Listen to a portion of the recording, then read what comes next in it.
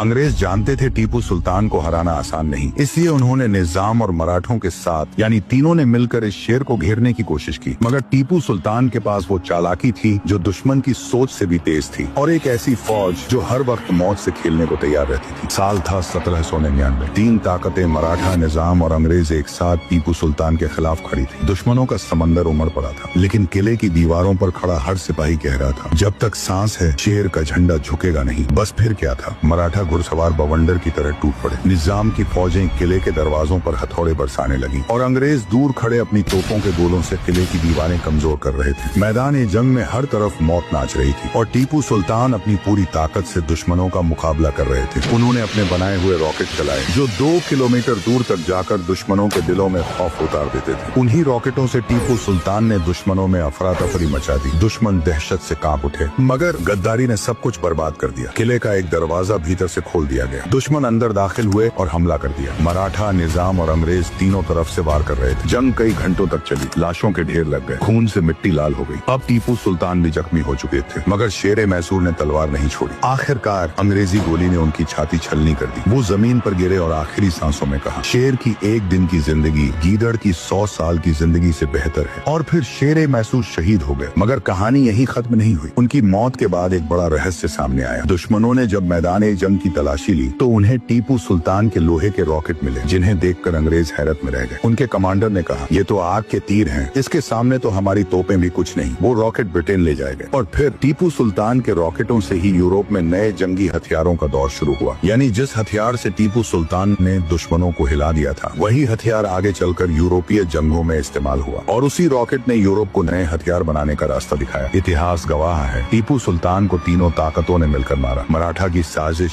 निजाम की गद्दारी और अंग्रेजी गोलियों ने उनका खून बहा दिया। लेकिन वो अपने लहू से मिट्टी में ऐसा रंग भर गए जहाँ से हिंदुस्तान में पहली बार आजादी की चिंगारी उठी। जी हाँ दोस्तों, आजादी का पहला नारा लगाने वाला कोई और नहीं, बल्कि वही शेर मैसूर टीपू सुल्तान था। अगर इतिहास की इस छोटी सी झलक ने आपके दिल में जोश जगा दिया हो तो अपने अल्फाज नीचे जरूर लिखें और इस शेर मैसूर की बहादुरी पूरी दुनिया तक पहुँचाएं।